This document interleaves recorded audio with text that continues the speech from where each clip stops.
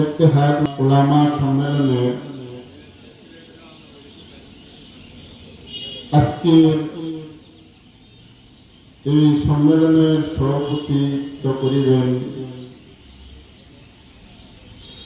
পীর কামেল আলহাজ হযরত মাওলানা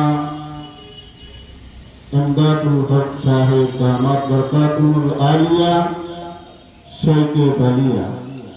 আজকে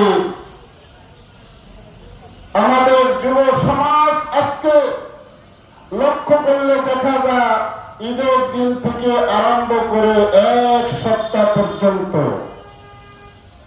সমাজে, গ্রামে, মাঠে, ইউনিয়নে, সর্বস্তরে, সর্ব জায়গা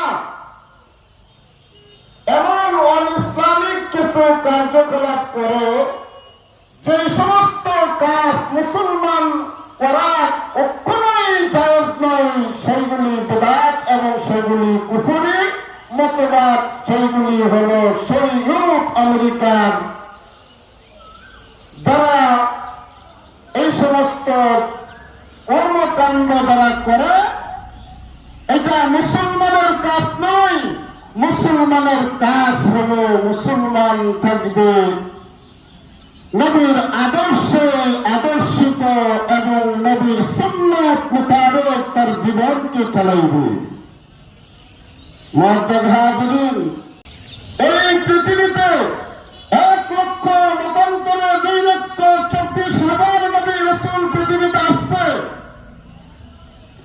এবং এই পৃথিবীতে আদম থেকে আজ পর্যন্ত অদ্যাবধি যত মানুষ পৃথিবীতে আসছে এবং যত কায়নাত আল্লাহ তাআলা পৃথিবীতে সৃষ্টি করেছেন, সকল সৃষ্টি, সকল মাখলুকের নবী হলেন আপনার নবী সরকারে দু আলম মুহাম্মদুর রাসূলুল্লাহ সাল্লাল্লাহু আলাইহি ওয়াসাল্লাম। নবী যখন নামটা বলা হয় সাথে সাথে আস্তে আস্তে দুরূদ শরীফ পড়বে। কিছুদিন আগে রমজান মাসে আমরা এই কাজটা করিলাম, প্রত্যেক মসজিদেই করছেন, হুজুরের মাঠেও করছেন। নবীজির নাম শুনে যে দুরূদ শরীফ না পড়ল সেটা ছোট। জিবরিল আলাইহিস সালাম আমিন বলছেন, আল্লাহ রাসূল আমিন বলছেন। এবং রমজান মাসকে পাইলে গুনাহ মাফ করাইতে পারবে না সেই ব্যক্তি ধ্বংস হোক। জিবরিল বলছেন আমিন, নবীজি বলছেন আমিন। আরেকটা, মাতা পিতা বার্ধক্য বুড়া হয়ে গেছে, জান্নাত কামাই করতে পারলো না, সেবা করে সেও ধ্বংস হোক। তিনটা কথা আমিন বলেছে। মুআজ্জাজ হাজিরিন, সময় অল্প, আমি যে আয়াতটা করেছি আপনাদের সামনে, বিসমিল্লাহির রহমানির রহিম,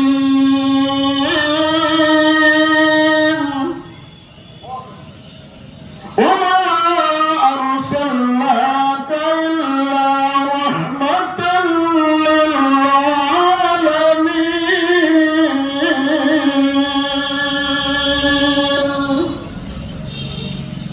আল্লাহ তাআলা তার বন্ধুকে, তার হাবিবকে আল্লাহ তাআলা এই বিশ্ব জগতের জন্য, বিশাল কায়নাতের জন্য, তাম কায়নাতের জন্য রহমত স্বরূপ করে পাঠাইছেন। বলেন সুবহানাল্লাহ।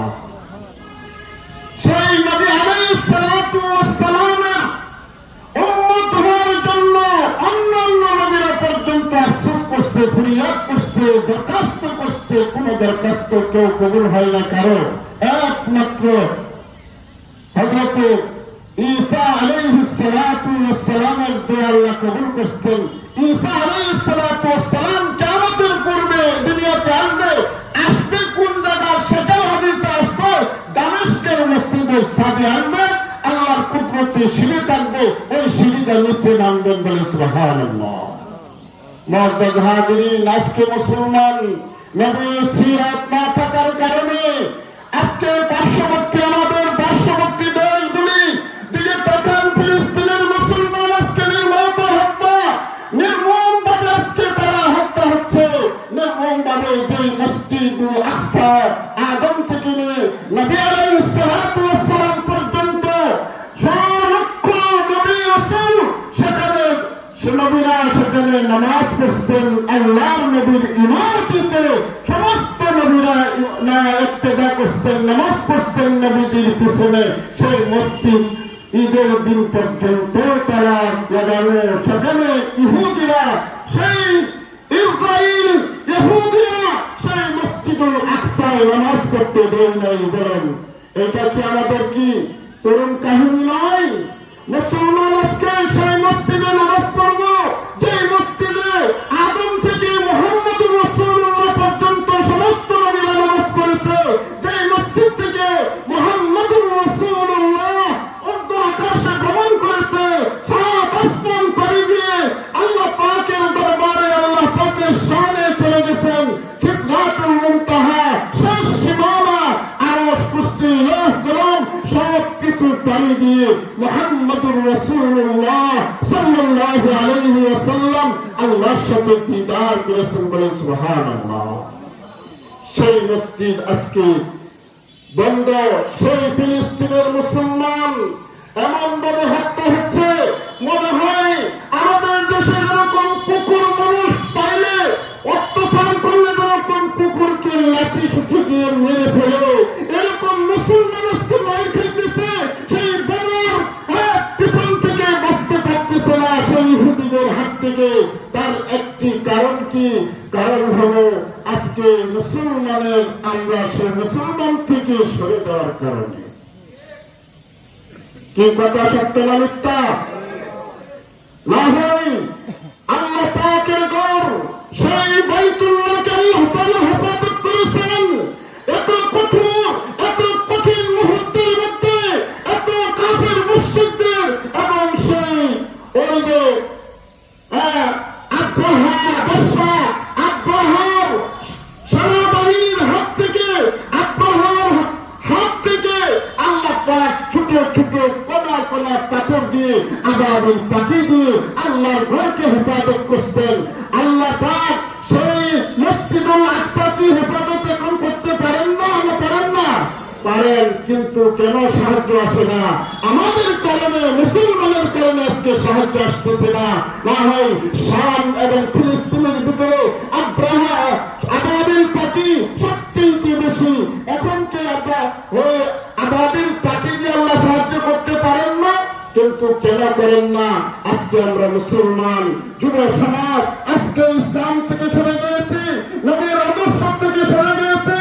আজকে বলতেছি বড় বড়া, কিন্তু নবীর সুন্নাত নাই, নবীর আদর্শ নাই। নবীকে আল্লাহ পাক পাঠাইছেন সকলের জন্য রহমত স্বরূপ করে পাঠাইছেন। সেই নবীর মহব্বত, ভালোবাসা, প্রেম শুধু আপনার জন্য আমার জন্য নয়, তেমন কায়নাতের জন্য আল্লাহ পাক দিয়ে পাঠাইছেন। সেই মুহাম্মদুর রাসূলুল্লাহ আদর্শে যে সমস্ত সাহাবীরা নবীর আদর্শে আদর্শিত হয়েছে, যুদ্ধের ময়দানে তারা শাহাদাত বরণ করেছে, কিন্তু সেই যুদ্ধের ভিতরে আল্লাহ তাআলার গায়বী মদদ দিয়ে সাহায্য করেছেন, ফেরেশতা দিয়ে সাহায্য করেছেন। সর্বপ্রথম যুদ্ধ হয়েছিল